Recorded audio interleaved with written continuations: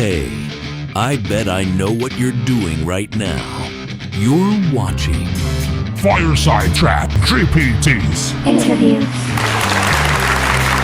Hello and welcome to another episode of Fireside ChatGPTz. I'm your host, Leif Erickson, and I'm glad you're here.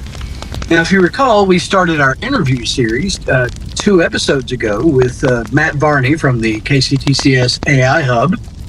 Then we interviewed Jim Lagrone, a faculty member at BCPC. Today we are joined by Stephanie Self of Owensboro Community and Technical College. Welcome, Stephanie. How are you today? I'm great. How are you? Doing great, thank you. I'm so glad you're on the show. Why don't we start by you just tell us a little bit about who you are and what you do. My name is Stephanie Self, and I am an instructional designer and the e-learning coordinator for Owensboro Community and Technical College. I've been in my role for about 3 years. I used to be an advisor beforehand. I loved working that closely with students, but to be honest with you, I really love what I do now. It jives with my brain. Nice. So speaking of your brain, tell me a little bit about how you use AI just in general and what you think of it. What are your thoughts? So I've been using AI, and I started with ChatGPT, so it's been about 3 years now, actually just past my 3-year anniversary with it. So for better or for worse, my ChatGPT knows me pretty well. I should be able to just put it up here and let it tell you all about me, which is good and kind of scary sometimes. But I primarily use it for work. As an instructional designer, I am generating a lot of content, and I love that it can put stuff in HTML for me, and it saves me from wasting a lot of time really reformatting documents and stuff a lot.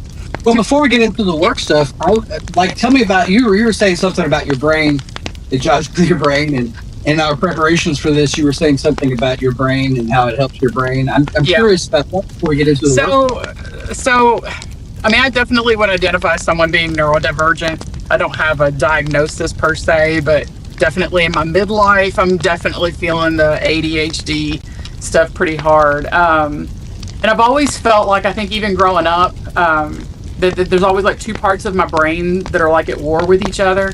The one part of my brain that is very methodical and routine and organized and wants stuff a certain way, and then this other part of my brain that is just like wants novelty, craves change, and so if the one part of my brain is the one making the plan, then I wake up and it's the other part of my brain that has to do it, and it's like, what? No, we're not doing that today. And sometimes it can make getting projects off the ground difficult, because one part of my brain is always generating ideas. I can be very much an information collector. And from a professional standpoint, and even all back in school, it can create a situation where I can get locked into info gathering mode and not be able to get to the action. And there's still definitely a potential with AI, the large language models, for me to I can go crazy gathering information if I'm not careful, but it helps me get that information organized and be able to kind of get the plane off the ground much faster. Like, I can get from point A to point B in no time and then be up and kind of forcing myself into the development phase of whatever I'm working on and not get stuck in the mud of that beginning part that I used to get stuck in so badly. When your brain goes, oh, squirrel, how do you keep from letting AI lead you astray? Because it can throw out suggestions and ideas that can I find that it can kind of derail where I'm headed because it's so eager to give me ideas in new directions. Do you find that to be a problem? And if so, Yes. How do you handle it? Yes. So when I first started using ChatGPT, it was good because, I mean, when people were always asking me like, how do I learn to use this stuff? I'm like, it will kind of teach you if you commit to using it. And, and it really started out with things as simple as, I mean, the whole HTML stuff. It was like one day it was like, I can put this in HTML for you. And I was like, well, okay. Never thought about doing that. Let's try it. And really, everything that I know about AI to this point, it's kind of been this sort of, oh, you say you can do this, or me coming at it and going, almost like as a joke, like, I wonder if it can do this. And it does. But having said that, there's definitely the potential. So there's been a lot of positive for me in the sense of it pushing me. And I would say even for the first 2 years, it's been good. And now I will say it's becoming more of a problem. I don't know if this is my ChatGPT or if it is the bigger sense of ChatGPT, but I've found that the pushes, I almost feel like that when I'm asking it to do stuff now that it's holding back, and then in the end it'll be like, you know, I could do this for you, or I could do this, and it's starting to feel manipulative in a way. And like I said, I don't know if that's just me and my pattern recognition, but I feel like something's been up. But ways that I'm kind of my own worst enemy, I think, when it comes to this is I'm getting better, but I have been notoriously bad about not organizing my chats. And I'm getting better about renaming them and putting dates on them, so that helps me get organized. And I'm becoming more aware about not letting myself get taken too far off course in chats, because I kind of muddy the water if I want to come back to that later. And I mean, there's some chat stuff that I will go back and look at now, and just even the topics that were covered in that chat, and I'm just like, oh my God, Stephanie, you got a problem. But you know, in one of the previous episodes of this show, I talked about how I've gotten in the habit of skipping the last part where it says, you know what we can do next? Because that helps my ADHD to not chase every rabbit. I need to be settled in what we talked about before I go, oh, let's go somewhere else. So I kind of think of it as a sandwich now. Like, I sort of ignore the bread of the flattery at the beginning and the, hey, let's go a million different places at the end. And I just pay attention to the meat in the middle. Yeah. I find that. And there's times that, like, definitely in the workday when I'm doing stuff that I really need to do exactly what you just said, and I'm better at it. But then there's that also kind of like when I'm sort of doing stuff in my free time more. I mean, I do like to go off-road with it a little bit, just to constantly push the margins and see what it's capable of and see what it can do. And that's how I learn. You know, I'm tinker. So I noticed you said something in our preparation about AI as a design mirror, and I'm very interested in that. So we want to talk about, like, I assume that's a work thing in your job there at Owensboro. So what do you mean by that being design mirror? So a lot of the design projects I do, sometimes it can be very simple, where I'm helping a faculty member clean up a course. And that could really be about generating some simple content for, like, module overviews. So getting their learning objectives in place, being able to provide more concise learner guidance for the student. And that really is where the platforms shine in terms of really making fast work of that. That's the kind of stuff that even me, but even as the faculty member trying to make these changes themselves, you could spend hours doing what it could do probably better in 30 seconds. And I can be kind of wordy, so even when I'm trying to come up with guidance to explain to a student, this is how this assignment is supposed to go, I always will go through and run it through AI and have it make sure, you know, use student-friendly language, maybe bring the reading level down if I feel like that needs to happen. You know, make it more concise, and it really is good at doing that kind of stuff. So that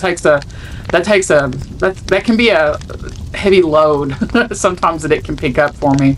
I noticed that in the American Association of Colleges and Universities, they did a survey recently of over 1,000 nationwide faculty, and I was surprised that it's not that big of a number, but there's a certain percentage of educators who consider doing things like you're talking about. For instance, generating a syllabus for me, or helping generate a syllabus, they consider that cheating. It's a small percentage, but there are a certain number of faculty and college people who think that you shouldn't do that. Yeah. I obviously don't agree, but I'm just curious, like, how is what you're talking about? I think it is different. So I'm just curious about your opinion. How is it different from, like, a student using it to do their work for them? That's a good question. I mean, you know, when I think about any time that I'm writing something, you know, my undergrad degree is political science and English. I have 30 plus hours of graduate work in English. I know how to write. I mean, am I going to go off and write the great American novel? Probably not. That's not really my jam. But I don't feel like that my offloading some writing clarification skills is cheating, because I'm perfectly content with my ability. And it's kind of what the goal is in the situation. My goal is to make sure that I'm giving students information that is clear and concise. And if the platform can take my intent and my information and make it better more palatable for the student, then so be it. In me wielding it the way that I do, I'm using it as a tool. And I think that really kind of gets into it. I'm not using it as a mechanism to facilitate my laziness. I'm not using it as a mechanism to offload something that I should be learning for myself. If anything, I'm all about using AI to facilitate learning, and if it can take care of some of the easier repetitive tasks for me, then it opens my brain up to explore other things that I wouldn't have time for.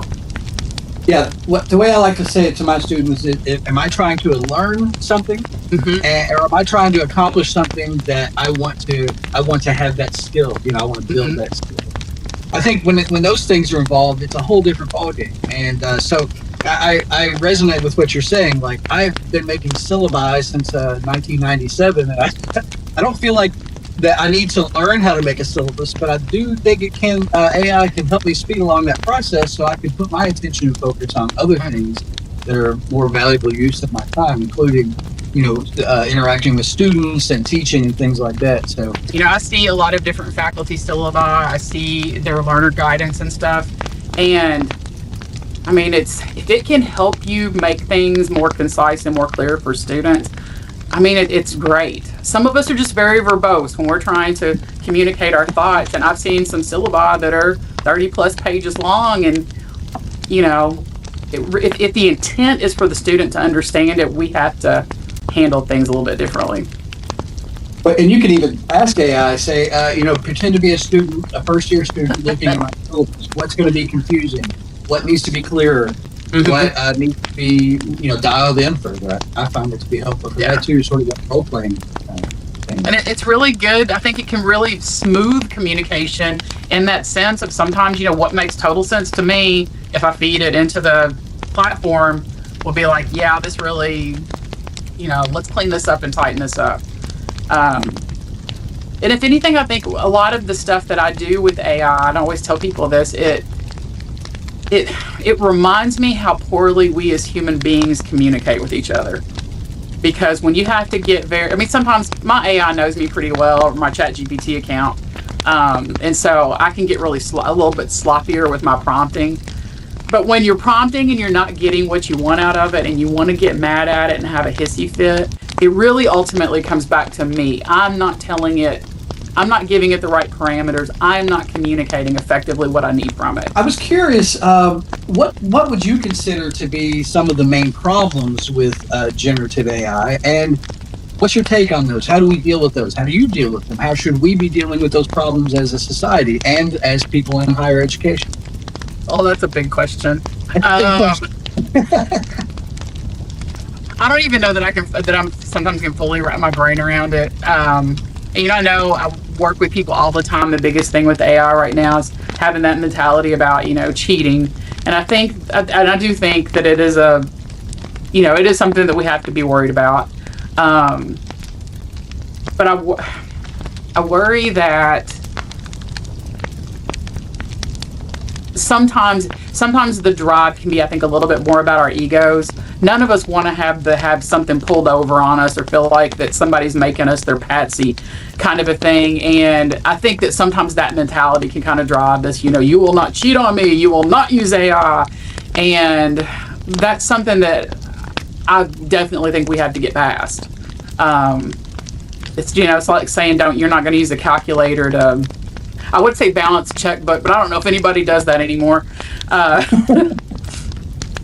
But that's having the calculator allows me to open up my mind to other things. And I think for me with AI, I think it can come back to this whole concept of fixed mindset or growth mindset. I choose to look at it through the lens of a growth mindset. And, what can this do for us that will allow us to do other insanely marvelous, courageous, adventurous things, maybe. And that might be a little bit of a fairy tale way to look at it, but it's here. It's here to stay. They had to figure out what to do with it and how to do really cool things with it. On the student learning side of it, I mean, that's interesting. I'm teaching FYE the past 2 semesters, and we've been making a conscious effort to let students use AI. They're doing a lot of activities that like might have them tracking how they use their time or tracking how they use their money. And so we might have an assignment in there that gives them the option to be able to use AI to try to pattern detect. And on one hand, you would think that maybe a whole lot of students would jump on it. So far, that's not been the case. So that's just an interesting kind of point. And I think that what I'm seeing is, and of course, FYE is one of these classes where we're doing a lot of personal reflection, and students seem very content to do that on their own, which I think is good. It's the assignments that might have them do a little bit more of an analysis type thing, like, how are your spending habits, that's when I've seen the biggest uptick on using AI, and they do have that option. But so far, at least for that particular group, I mean, it's easily 75% plus would not use AI for an assignment in this situation. But like I said, the reflections are low cognitive load. It's personal, so. Yeah, I would assume that FYE, I haven't taught the course, but I assume it'd be a good opportunity actually to teach students, here are some things you can use AI for, because they're not life skills that you need to have at your fingertips and memorize, etc. But there are other things that you learn in FYE, which I'm sure you would emphasize to the students. Don't use AI for this because this is a personal development thing. And of course, like you're saying, I've noticed that a lot of students are resistant to just jumping into AI also. And I think that also may have helped with the cheating thing, because there's such a backlash in a certain way now that I tell my students, I'm a writing instructor, and I say, if your writing seems like AI, people will reject it. They won't find it effective. They'll dismiss you. And I think that's taking care of some of the cheating, because it's starting to be more realized that AI struggles to write consistently in a way that sounds human, and that if it doesn't sound human, people are not going to listen to it. I think that helps somewhat with the cheating aspect. Yeah, I haven't noticed this in a long time, but like early on, the patterns, particularly with ChatGPT, you get the triplet, which is great for English composition, because you could be like, Starbucks is the best or worst coffee in the world because of this, this, and this. And there's your body paragraphs kind of a thing. I like Starbucks, so I didn't mean to disparage them. That just was the first thing that popped up into my head. But it also would get stuck on words like, and particularly because of what I was doing, trying to like set up that instructor guidance. And I like to kind of go through in Blackboard particularly do little intro to the module, which I wouldn't do if I had to like tool those all myself, but it got to be really easy.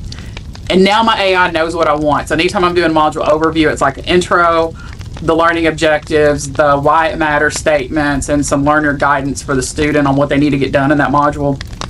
But it would get really big into using words like, let's dive in. We're going to delve into this. And I'm like, oh my God, quit using dive and delve. Those are not words that I really use in my everyday language. So they got through a phase that I would just have to flat out say, do not use these words. But I haven't noticed that as much lately, or in some other platforms that I've used. Well, at the community college level, we don't get graduate assistants. We don't get people who do all of our grunt work for us, and phys grading and making documents and things. Yeah. And so, to me, a lot of times the people who have a problem with professors using AI to do those things and instructors using AI to do those things maybe aren't thinking of that fact that at a big time university, for instance, they usually have a graduate assistant doing all that work for them. And is that any different from having AI? I mean, there's some differences, obviously. One's human and one's not, but I think sometimes people don't give enough slack to those of us who don't have somebody to do all of our grunt work for us. I mean, even like for a lot of the things that I do, like I'm working on some competency-based education projects right now in the area of welding. And so, for example, we will use AI because it's really good at helping to like align goals. And so when we're trying to sort of strip down the course competencies to get to the KPI, to the key performance indicators, I use acronyms, it's really good at doing that kind of stuff. And then as I'm developing other things over here, to constantly be able to say it needs to align back to this, because that's the kind of stuff, the human brain, if you're really trying to do it on paper, you can lose that thread. Granted, you can lose the thread with AI too if you're not careful. But I've been using it to when we generate kind of the final project or final product or a draft of the product, like the rubric that we're going to use for the course. I've been generating this in HTML for the simple fact, we've been doing and working on project together in a Blackboard course shell for the simple fact that like I can't generate document after document after document. It takes a long time to like format tables and do that kind of stuff, and there's just no point of me doing that until it gets to the point, maybe it's the final thing I'm submitting, then it might be worth it, but it's not worth it right now. And that's been a game changer in terms of making, I think, the project work a lot faster, particularly when you're working with someone else that needs to be able to read everything. Well, I noticed that a lot of faculty or some faculty have a problem with AI. They don't want to use it. I think a lot of faculty, though, are sort of intimidated and afraid of using it, afraid of what it might do or not do. What would you say to faculty who are hesitant, not necessarily the ones who are against it, that's a whole other thing, but like the faculty who are unsure or are hesitant or that kind of thing? I mean, at least in my role when faculty reach out, I really try to provide them resources, and there's some really good freebie online classes and stuff that I always recommend. There tends to be probably two camps. There's the camp of I'm really interested in AI, and then those people, I can get them, I'm like, okay, let's pick one platform. You can kind of start to experiment with it, because I mean, really it is kind of like, you know, these digital platforms are, I always say it's kind of like Candy Crush. It's gonna teach you how to play it. You just have to engage with it, and you're gonna feel stupid at first. You're gonna feel like you're talking to a stranger that you've never met, and you're gonna feel awkward. And then eventually, you know, a couple months later, you're gonna be, you know, offhanded comments, crazy stuff, asking it weird stuff on your phone. And it gets off the ground really fast. But then there's another camp, and I think I'm starting to see a little bit more of this, because with all things on campus, the 10 essential skills, and then particularly with this sort of AI push on the side, faculty are feeling like they're being expected to do something AI in the course. And they're not wrong. And so a lot of them are really, I think that there's a little bit of a oppositional defiance thing there, and just the sense of anytime someone tells you that you have to do something, your first gut is, you know, no, I don't. And then, you know, there's a really strong spirit of academic freedom and faculty autonomy in their courses, which I totally respect. So my instinct with faculty is really when I'm working with them, is try to figure out where they are in the spectrum of all that. If they're kind of open-minded, want to learn how to use it, want to really do stuff with it, or if they're kind of maybe still stuck in more of that, I really don't see how this is going to work in my class. This isn't something that I want to do. And then that kind of gives me a sense of how to approach it. You know, for some people, if I can demonstrate to them an easy lift way that they could get even just a minuscule amount of this tucked into their courses. Most recently, I've been playing with the AI conversation features in Blackboard. But I will say that I actually been using an AI platform like ChatGPT or something on the side to come up with the scenarios, because it's better than doing it in Blackboard. But you can kind of, you know, set up a conversation with, you know, I did one, this was for a biology course, and it was the persona, the student was talking to someone who was considered a dramatic athlete, and it went through this whole personality setup. And so sometimes it can be the little things, and I think trying to find ways of helping them give students exposure, and in a way that you can maybe tuck in a little tidbit of a lesson. And, you know, one thing that I like about, if I was going to do the AI conversations in Blackboard, I think it's a really good opportunity to teach students about, you know, me as the instructor, I am feeding this and loading this from the backside in Blackboard So I have created what your role is as the student. I have created the personality and maybe even the avatar for the person that you're talking to. But that basically is what's happening in the big sense too. It's a whole much bigger mechanism that's feeding the backside of it. And I don't know, sometimes I think that big machine versus seeing the comparison to the human that's building it on the backside, I think that's kind of a good way to kind of think about things, to be able to take something that's so big and complicated and bring it down to a small, local, personal level. And, just to think, how much can you trust me as the instructor on what I'm trying to build on the backside? Am I trying to trip you up? Am I trying to make you laugh? Am I trying to put you with some grumpy ER nurse persona who's going to put you in your place? It just makes you think about things. And a lot of the hesitation has to do with the fact that AI can sometimes make errors or hallucinate. That's where it makes up stuff. How do you deal with that aspect of it? Because that stuff can happen. Yeah. Number one, it's hard to even explain to people this whole kind of concept of hallucination and how a large language model can be wrong. One thing that I kind of use to try to demonstrate this is I will get, it's really funny if you have a group of people, different age groups, and you just kind of go, dun, dun, dun, dun, dun, dun. And it's like, where does your brain go? And how many people are going to say Vanilla Ice? And then how many people are going to say Queen? And so it's that your brain is recognizing a pattern, but where you choose to take it, it's based on what is in your head and what is, maybe the most prevalent. I mean, with me, it depends on what kind of mood I'm in, if I go Queen or Vanilla Ice, but I've definitely I'm of the Vanilla Ice generation. But I think that's kind of a good way to think about it. Neither person is wrong. They're recognizing a pattern. It just depends on. So I think that's kind of a good way to kind of think about how something can be a hallucination maybe, and not. It's not that the AI is wrong. It's trying to recognize a pattern, and it's not recognizing it, or not doing what you want it to do doesn't mean it doesn't see a pattern. I hadn't thought of it that way before, because it's so determined to give you answers. What's happening here is it's looking for patterns and giving you patterns that it thinks are significant. So would you say that it's a lot about collaboration? Like, it's never about turning the AI off and letting it go by itself and letting it do everything on its own and sort of spot checking? Would you say it takes a little more collaboration than that to use it effectively? Yes. I mean, I think you're already starting to see this kind of come out in the media. People at high levels of government and education and research, putting work out that people are immediately shooting down. I mean, that's you working in education. I mean, that's terrifying.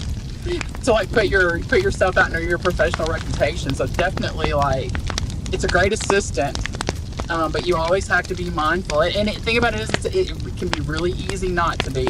So I don't even mean this in a self-righteous way. It can be easy when you're in a hurry and need to get something done quickly to be okay, I need a summary of this, and to just send it to somebody else, and then realize that something in there is not right, or something in there is not accurate.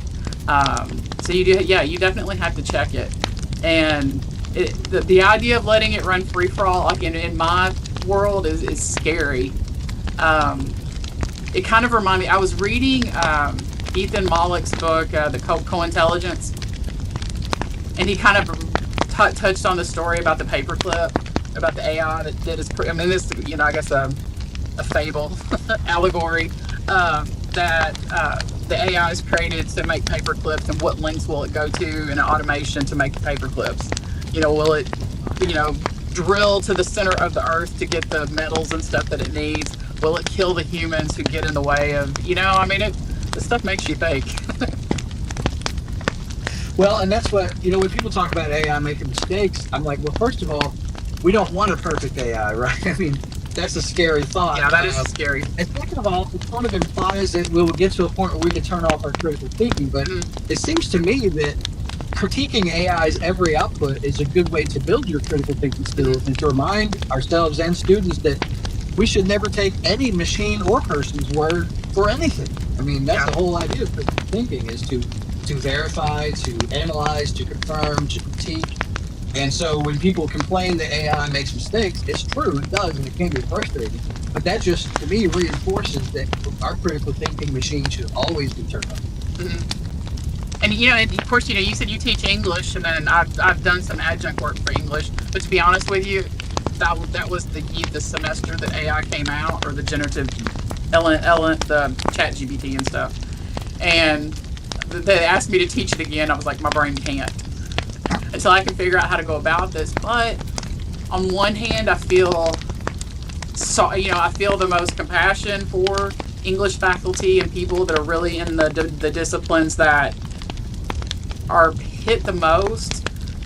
But then also, kind of based on what you said, it makes me think about how will this change the way that we have to teach stuff like that? Because it is the English side is where you're getting your editors. You really have to have a good critical eye to go through stuff. And of course, we're used to kind of looking at editing more from probably a grammatical mechanics standpoint. But I mean, this is really getting into being able to check knowledge, to check research. It's, the whole information literacy part of it. I mean, it's pretty huge. Yeah, as a writing professor, I noticed when it first came out, I was like, sometimes I get sort of pigeonholed as a cheerleader for AI or an AI apologist. The fact is, I saw right away this was going to change my job and my vocation, all the stuff in ways that are pretty big. And I guess I sort of, it's either time for me to retire, which I'm not quite there yet, almost, or I love teaching. So I sort of chose to let's meet AI where it is, because it's definitely a factor and a force. And so that's kind of my attitude, is like, I am the writing instructor, and writing is one of the main things that people are using it to do. So it is scary and it's overwhelming. And that's why I try to meet that by just diving into the maelstrom rather than trying to avoid it. Yeah. I noticed in your notes you said something about approaching AI literacy as kind of like driver's ed. Talk about that. So, you can't just like throw them out into the world with it without giving them some kind of understanding. And I think that ultimately is what our role as an institution is going to be within the confines of the FYE class. And like what we did this past year was very rudimentary and trying to get started with this, but we were coming at it from the standpoint of trying to be sure that this kind of coming into the school, that we are at least giving them exposure and awareness, and starting to talk about it in ways that sort of like, within the assignments in the FYE class, being able to say, this is an assignment that you have the option that this can be considered an AI assisted assignment. And then having them also within the assignment tell me that, yes, I used AI for this, or no, I did not. And it, as simple as that, those little practices kind of get them started. And, and I just think that's what we have to do. And I know that, of course, we're looking at a whole much bigger AI literacy framework with digital education council that we're looking at. But, just really, I mean, we're trying to get them ready so that they can go off into their careers. And part of that is, I mean, obviously with the education that they're getting from us, but, picking up these technical skills and being able to, go into a job and use the platforms effectively without, putting things into it that they shouldn't, or producing materials on their own without doing the proper editing and vetting and all the stuff that they need to do to push that out into the public. I mean, we're already seeing that. It's real easy to compromise your company's security if you're not careful. It's really easy to jeopardize the company's reputation by what you put out into the world if you're not careful. So I think it's like we owe it to them to give them exposure and help them understand, I was looking at something that talked about, one way to kind of address it with students, from this idea of like security first, and like really like we need to teach them how to be safe with it, if nothing else. Like we need to start there. Like how can they be safe using it? How can they be sure that they're using it safely, that's not going to hurt their reputation as a student, but then like go on, that they're not putting their own private information out there for, to train the model and that kind of stuff. But this kind of idea of like security, transparency, and then, generating trust, like, being able to use it effectively, I think that that's important. And so I would say that from security, then we are trying to lead them into transparency so that they can say that, yes, I'm using AI here, and get in that habit. Well, I would like to thank you for coming on the show today. I really appreciate your time and your insights and your experiences and your words. Hope you have a great day out there in Western Kentucky. Hope the weather's nice for you. Have a great day. You too. And you too have a great day, people. Thank you for watching Fireside ChatGPTz, and we'll see you next time.